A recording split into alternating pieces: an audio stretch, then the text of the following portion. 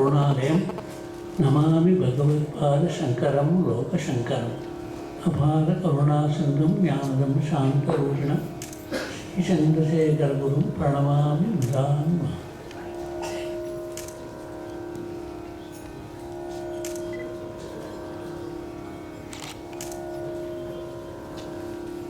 குரு பக்திக்கு ஆதர்சமாக விளங்கியவர்கள் சதாசிவபிரமேந்திரால், ஐயாவால், மருதானந்தர் சுவாமி. மூணு பேருமே குரு பக்திக்கு ஆதர்சமாக வழங்கினவர். அந்த மாதிரி நாமெல்லாம் கூட வாழ்க்கையில் வாழணும். அதே போல் ஆதிசங்கருக்கு அவருடைய சிஷ்யர் சனந்தனர் அவரை கங்கைக்கு இக்கரையில் கூப்பிட்டார். வர வழின்னா அப்படியே தாமர புஷ்பம் வந்து காலில் நின்று, அதனால் பத்மபாதர்னு அவருக்கு பேர். இப்படியெல்லாம் குரு பக்தி பண்ணால் தான் நமக்கு நல்லது. தோடகாச்சாரியம் இருந்தார். நான் தோடகாஷ்டம் பாடுறப்பெல்லாம் அந்த தோடகம் வர்றது கொஞ்சம் நாழியாச்சு. அதனால் என்னாச்சு, பாட ஆரம்பிக்கிறாங்க. கூடாது, அவர் வரட்டும், வந்த ஒரு பாட சேர்த்து ஆரம்பிக்கிறாங்க. அவர் தோடகாஷ்டம் எடுத்துக்கிட்டே வந்துட்டுருக்கு. எல்லாம் குருபக்திக்கு ஆதர்சம் எடுத்துக்காட்டு. இப்படிப்பட்ட குருபக்தி நாம் எல்லாம் பண்ணணும்.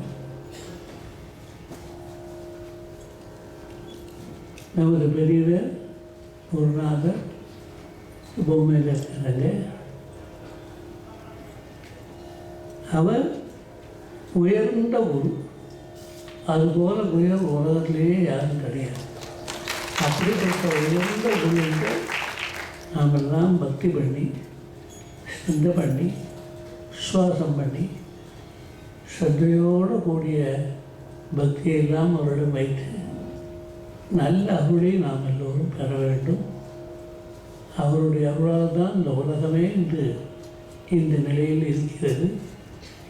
ஆகவே அவர்களாலே அவர் தான் வணங்கி என்பது போல அவரை அப்படி ஒரு பக்தி செய்யறதுக்கு நாம் எல்லாரும் முயற்சி செய்யணும்.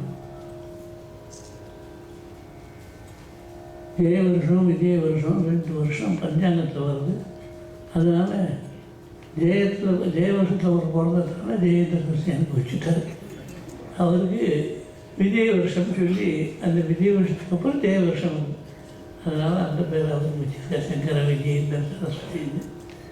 இப்படியெல்லாம் நாமெல்லாம் நல்ல குணத்தோடும் நல்ல பண்போடும் நல்ல ஸ்ரத்தையோடும் உற்சாகத்தோடும் அந்த நல்ல காரியங்கள் எல்லாவற்றையும் நாம் செய்ய வேண்டும். இப்படிப்பட்ட குருபக்திக்கு ஆதர்சமாக வழங்கக்கூடியவர்கள் பலர் உள்ளனர். அவர்போல் நாம் எல்லோரும் விசேஷமாக வழங்க வேண்டும். ஒவ்வொரு நாளும் காலையில் எழுந்தவுடன் குருவை வணங்கிவிட்டு பிறகு நம்ம நல்ல காரியத்தை செய்ய தொடங்க வேண்டும். குரு பக்தி தான் முதல் முக்கியமானது. இப்படிப்பட்ட குருவை வணங்கிவிட்டு நாம் எல்லாம் நல்ல காரியத்தை செய்வதற்கு பிறகு முயற்சி செய்ய வேண்டும்.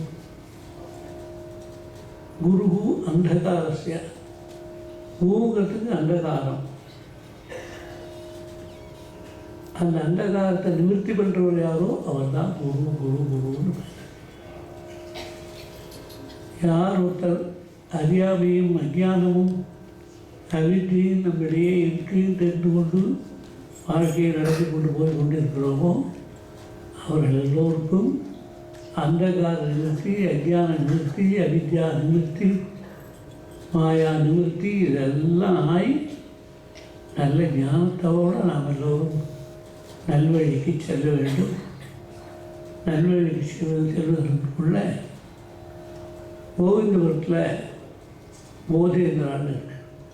அவர் ராமநாமத்துக்கு எவ்வளோ பாடுபட்டாரோ அது மாரி வேறு யாரும் செஞ்சிட முடியாது. அவ்வளோ ராமநாம பஜனைக்கு அவர் அவ்வளோ ஈடுபாடு செஞ்சு ரொம்ப சிரமப்பட்டு நல்லா பண்ணிடுறார். அதே மாதிரி ஐயாவால் திருச்செந்தூரில்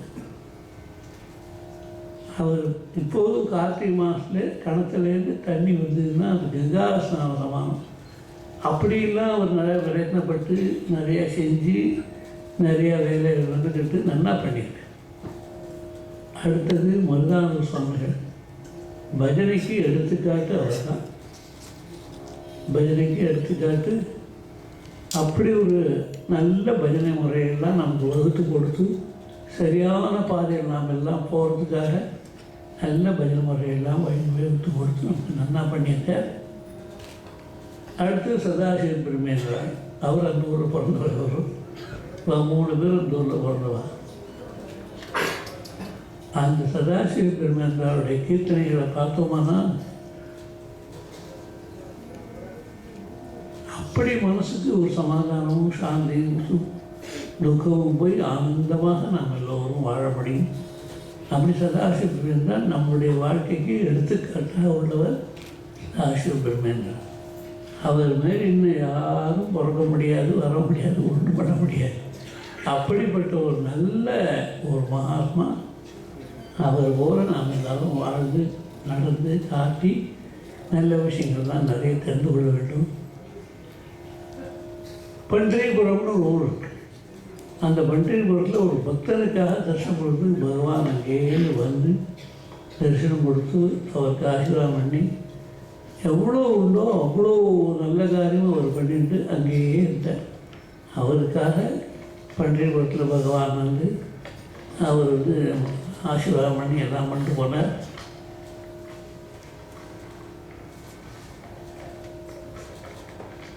சர்வான் பாப்பான் வாரை தீதி வருணான், சர்வான் பாப்பான் நாசியத்தி நாசி.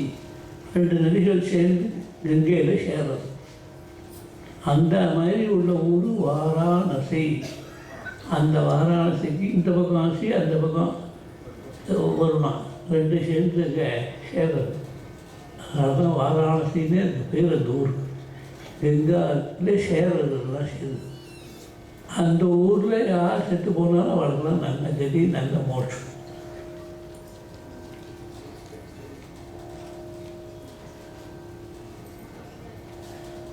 அயோத்தியா, மதுரா, மாயா, காஷி, காஞ்சி, அவந்திகா, புரி, துவாராவதி தேவ சப்தையிலே மோட்சதாயகா.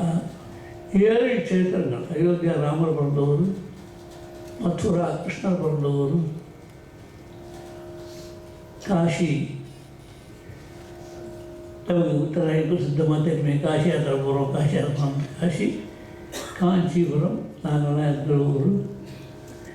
அவந்திகா உஜ்ஜைன், பிறகு துவாரகா.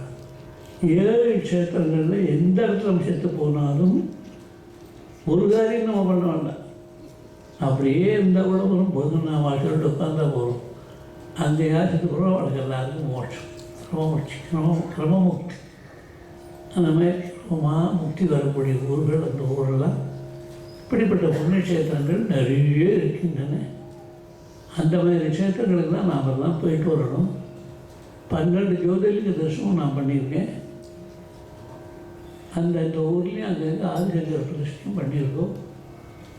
இப்படி நாம் நல்ல காரியங்களை நிறைய ஈடுபட்டால்தான் நமக்கு நல்ல புத்தியும் நல்ல வழியும் நல்ல மனசமாதானமும் கிடைக்கும். அப்படிப்பட்ட நல்ல காரியங்களை மேலும் நிறைய செஞ்சே போகணும். இந்த பஜனை பద్ధதியெல்லாம் இப்போ சொல்கிறேன்னா இதெல்லாம் மருதானந்த சுவாமி தயார் பண்ணி கொடுத்த ஒரு வழிமுறை. இப்படி நாம் எல்லாம் நல்ல காரியங்களை நல்லா பண்ணிட்டு பஜனைகளை பண்ணிட்டு மேன்மேலும் குருபக்தியோடு கூட இந்த பஜனையை சேர்த்து பண்ணிட்டு நல்ல காரியங்களை நிறைய பண்ணிட்டு மேன்மேலும் சிறப்பாக நீங்கள் எல்லோரும் வாழ வேண்டும் என உடனே சேர்த்து வாழ்த்தி ஆசீர்வதிக்கிறோம். ஜெய் ஜெய்சங்கர்.